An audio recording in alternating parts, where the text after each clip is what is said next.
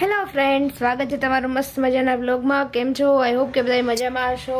તો આપણે ભાઈ સવારમાં બધું જ કામ કરીને થઈ ગયા છીએ ફ્રી, પણ ફ્રી હજી નથી થઈ. તમે જોઈ લો પાછળ હજી મારો રૂમ જ સાફ કરવાનો મારે બાકી છે અને હવે નીચે જવાનું છે આપણે કામ છે એટલે. કેમ કે આજે બનાવવાનો છે ગાજરનો હલવો. તો ગાજરનો હલવાની રેસીપી ઓલરેડી મેં તમને આપી દીધી છે. તો આજે મમ્મી ટ્યુશનમાં બેઠા છે, તે ટ્યુશન કરાવે છે. તો એવું થયું કે હાલો ચલો હું ગાજરને એવું ખમણી નાખું એટલે પછી એક બાજુ હલવો બનાવવાને હું રસોઈ બનાવું. તો ચલો ભાઈ આપણે આ થોડું ઘણું કામ કરીને નીચે જઈએ અને હલવો બનાવવાની આપણે તૈયારી કરીએ. અને આજે એક સરસ મજાનું બીજું પણ બનાવવાનું છે, ભરીને મરચાં. તો ભરીને મરચાં હું તમને કહીશ કે હું કઈ રીતે બનાવું છે. તો તમે કોઈ ખાતા હોય તો કમેન્ટ કરજો. તો ઘણા લોકો ભાઈ અલગ અલગ રીતે બનાવતા હોય, હું કઈ રીતે બનાવું છું હું આજે તમને બતાવીશ. જો ભાઈ રૂમની સાફ સફાઈ અત્યારે થઈ ગઈ છે અને હવે આપણે જવાનું છે નીચે. અને આપણે ધવલની બધી વસ્તુ હોય ને એ કાંઈ અડાય નહીં, કેમ કે એણે બધું વ્યવસ્થિત કરીને મૂકેલું હોય. વ્યવસ્થિત એટલે એની રીતે એણે બધું ગોઠવેલું હોય, તો આપણે કાંઈ અડશું નહીં. અને આપણે આપણું કામ કરી લીધું છે ને આપણે હવે જવાનું છે નીચે. જો ભાઈ કેવલભાઈને ભૂખ લાગી છે ને તો કાકડી અને ટમેટું આપણે સુધારીને આપી દઈએ. અને અહીંયા મમ્મી કરાવે છે ટ્યુશન. તો જો ભાઈ છોકરાઓ બધા બેઠા છે અને અમુકને આવવાનો ટાઈમ હોય, અમુકને જવાનો ટાઈમ હોય, તો આપણે કાકડી આપી દઈએ અને ટમેટા આપી દઈએ કેવલભાઈ. જો ભાઈ આપણે મરચાં ભરેલા બનાવાઈ ગયા છે અને મસાલો આપણે આ રીતનો કંઈક બનાવ્યો. તો પહેલાં મેં આ પેનની અંદર કાંઈ પણ નાખ્યા વગર ચણાનો લોટ શેકી લીધો. શેકાઈ ગયો એટલે એની અંદર ખાંડ, મરચું છે, હિંગ છે, જીરું છે, લીંબુ છે, મીઠું છે, આ બધું નાખી અને થોડુંક તેલ નાખીને આપણે આવો મસાલો બનાવી લીધો હતો. અને આ મસાલો આપણે ભરીને આની અંદર એડ કરી દીધો મરચાંમાં. અને પછી તેલ મૂકીને આપણે મરચાં મૂકી દીધા છે. મરચાંને ધીમા તાપે આમને મેં ચડવા દીધા છે. અને આજે બનવાનું છે રીંગણ અને વાલોળનું શાક. તો આ શાક છે ને મને બનાવતા નથી આવડતું, કેમ કે મેં કોઈ દી બનાવ્યું નથી, એટલે આ શાક તો મમ્મી બનાવવાના છે. અને બાજુમાં અહીંયા ભાઈ ગાજર તૈયાર થઈ ગયા છે છીણવા માટે, એટલે હમણાં આપણે ખમણી નાખશું અને પછી આપણે એનો હલવો બનાવશું. તો આ શાક તો હું તૈયારી કરી દઉં, મમ્મી વઘારશે. મેં પહેલી વખત જોયું કે રીંગણા અને વાલોળનું શાક. તો તમે લોકો રીંગણા વાલોળનું શાક બનાવો છો કે નહીં કમેન્ટ કરજો. અને આપણે આજે મરચાં ભરીને બનાવ્યા છે, તો તમે બનાવો છો કે નહીં એનું પણ કમેન્ટ કરજો. અને તમે આ જ રીતે બનાવો છો કે શું છે, બરાબર? તો ચલો ભાઈ, આજ તો સરસ એવું મરચાંનું શાક ખાવાનું છે. રીંગણા વાલોળનું આપણને ભાવતું નથી, રીંગણા નથી ભાવતા અને વાલોળ નથી ભાવતી, એટલે મારે ખાવાનું નથી. તો મારીને કેવલભાઈ માટે બનાવ્યું છે મરચાં ભરીને. જો ભાઈ મમ્મીએ ગરમા ગરમ ગાજરનો હલવો બનાવી નાખ્યો છે અને મારે પણ રસોઈ બધી જ બની ગઈ છે. શાક, રોટલી, સંભારા અને કાચું. તો હવે આપણે હમણાં મમ્મીની આવે ને જમવા બેસીશું. જો ભાઈ જમવાનું બધું તૈયાર થઈ ગયું છે. પપ્પાએ આવી ગયા એટલે આપણે જમવા બેસી ગયા છે. કાચું છે, ગાજરનો હલવો છે. પહેલાં ગાજરનો હલવાનું કહેવાનું, કેમ કે એ બહુ ભાવતો હોય. પછી ભરેલું મરચું અને આપણે આ શાક લીધું છે ચાખવા, પણ મમ્મી અમને વધારે આપી દીધું છે. અને રોટલી છે. તો કેવલભાઈને હલવો ભાવે છે પણ એને લીધો નથી. નથી ખાવાનો? આપ્યો નહીં. આપી દો. 2 રોટલી ખાઈ પછી આપવાની ને મમ્મી? તને એમ જ કરવું પડશે. આ મારે તો બધાને કહેવાનું હતું એટલે આપણે હલવો લીધો છે. બહુ જાજો લીધો છે. આપણે બે આમાં પાર્ટનરશિપ કરી લઈએ.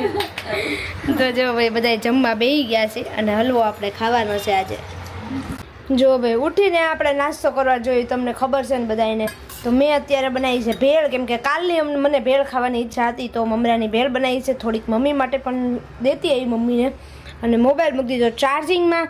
અને હવે આપણે આ પાર્સલ આવી ગયું છે. એટલે આ 2 અને હજી કદાચ કંઈક આની અંદરથી કબાટમાંથી નીકળે. આ બધી જ વસ્તુ આ બેડ ખોલીને મૂકવાનું છે. તો ચાલો આપણે બેડ ખોલીએ. અને આ બેડ ખોલવા માટે છે ને બધી બહુ તૈયારી કરવી પડે. આ વ્યવસ્થિત મૂકવું પડે, ઓલું બધું મૂકવું પડે, આ આખી ગાદી મારી નીચે ઉતારવી પડશે, પછી મારો આ બેડ ખુલશે. જો હવે આ બેડનું છે ને મારે એક ખાનાનું કામ હતું અને બીજું બધું હરખું કરવાનું હતું, કેમ કે હમણાં લગ્ન પ્રસંગ ગયા ને તો બધું કાઢ્યું હતું. તો એટલા માટે છે ને મેં આખું ખાનું જ ખોલીને મૂકી દીધું, કેમ કે મારે છે ને સાદા ખાનાવાળો બેડ છે. હાઇડ્રોલિક હોય ને તો મેં વધારે સારું પડે, કે એની અંદર આપણે તરત જ આખી ગાદી હોતો ઊંચો થઈ જાય. પણ મારે એવું નથી, એમ કે જ્યારે બનાવવાનો હતો ને બેડ ને એવું ત્યારે મારે એક ભાઈ ફર્નિચરનું કરે છે ને તો એણે એવું કીધું કે હાઇડ્રોલિક કરતાં છે ને આ વધારે સારું પડે, મજબૂતાઈ આની સારી હોય, એટલા માટે મેં એવું ના કરાવ્યું. નકર મારે હાઇડ્રોલિક જ કરાવવું પડે, કેમ કે મારાથી આ બધું ઊંચું ના થાય. છતાં પણ હવે નાના નાના પાટિયા હતા એટલે વાંધો ન આવ્યો, ઊંચું થઈ ગયું. તો મેં છે ને આખું જ ઊંચું કરીને અહીંયા મૂકી દીધું છે, જોઈ લો. જો આખું આ ઊંચું કરી લીધું અને અહીંયા આપણે મૂકી દીધું, એટલે હવે આપણે શાંતિથી આ બધું ગોઠવવું છે ને તો ગોઠવાઈ જશે. જો પહેલાં બધું રેડ વિખેર પડ્યું હતું ને હવે મેં સરસ એવું ગોઠવી દીધું છે. હવે આપણે કપડાં ચણિયા ચોળી હમણાં કાંઈ જોતા નથી એટલે પાછળ જવા દીધા છે. અને બેગ ને એવું મેં અહીંયા આગળ રાખ્યું છે, કેમ કે આ વસ્તુની જરૂર ગમે ત્યારે પડી શકે, તો બેગ ખાલી કરી હોય તો તરત આપણે થઈ જાય એટલા માટે. અને આ જે બોક્સ રહ્યું ને એ મેં સ્પેશિયલ સાડી માટે લીધું હતું, તો અત્યારે આવા બોક્સ બહુ જ નીકળ્યા છે. તો સાડી છે, કપડાં થોડા ઘણા બહાર હોય એ બધું એ સરસ એવું સમાઈ જાય. તો ભાઈ મારું એટલું કામ તો થઈ ગયું છે અત્યારે વાગી ગયા છે 6 ઉપર.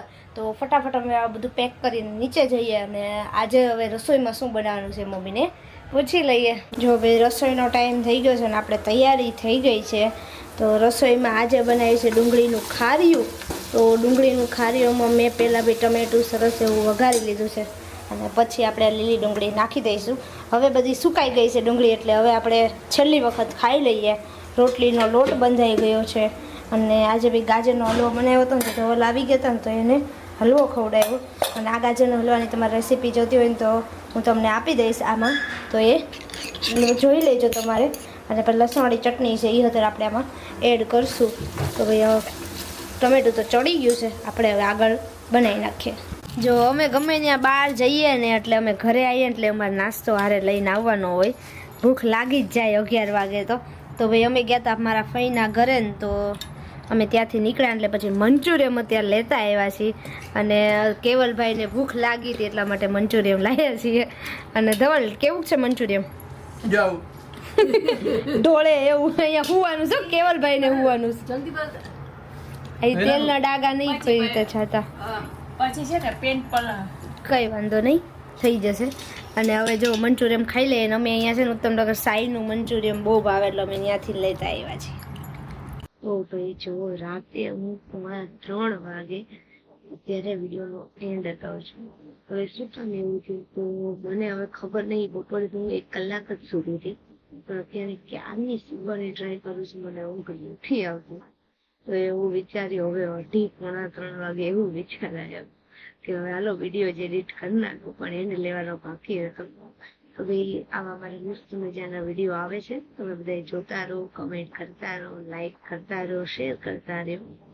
અને તમે બધા જે અમે ગામનું નામ પૂછ્યું હતું અને એ જે કમેન્ટો વાંચીને મને જે ખુશી થઈ છે, બહુ મજા આવી ગઈ સાંભળવાની, જોવાની. કેમ કે મારો વિડીયો તમે ક્યાંથી જોવો છો એટલા માટે. તો થેન્ક યુ સો મચ. બધાને અલગ અલગ જગ્યાએથી રિપ્લાય આવ્યા હતા એટલા માટે. સુરત, જામનગર ને આપણે અમદાવાદ, રાજકોટ, જુનાગઢ બધી જ જગ્યાએથી, પોરબંદર હતું, બીજી પાલીતાણા લગભગ હતું, જામનગર હતું, આ રીતે બધાને કમેન્ટો આવી હતી. અને હવે મારે આજે એ જાણવું છે કે તમારા શહેરમાં, તમારા સિટીની અંદર કયું વસ્તુ ફેમસ છે, જેમ કે કપડાં છે, કોઈ ફૂડ છે, મેઇન વસ્તુ ફૂડ છે, અને તો એ તમે કમેન્ટ કરો, બરાબર. અને આ જેમ આગળનો વિડીયો હતો ને એના રિવ્યુ એમાં કમેન્ટ હતી ને એ જ રીતે આમાં કમેન્ટ આવી જોઈએ. તો ચલો કઈ મસ્ત મજાની કમેન્ટ કરી દો. જો કે 1-2 જણાએ એવી રીતે કમેન્ટ તમે કરી છે, પાટણની, એક સુરતની, એ રીતે. તો આજે તમે ફરીવાર એક કમેન્ટ કરી દો કે તમારા શહેરમાં તમે જ્યાં રહ્યો છો ત્યાંનું ફેમસ વસ્તુ, કોઈ કપડાં હોય, કોઈ વસ્તુ હોય, કોઈ ખાવાની વસ્તુ હોય. ચલો કરો સરસ મજાની કમેન્ટ અને મારો વિડીયો જોતા રહ્યો. મળીએ ત્યારે નેક્સ્ટ વિડીયોમાં. ત્યારથી બાય બાય, ટેક કેર.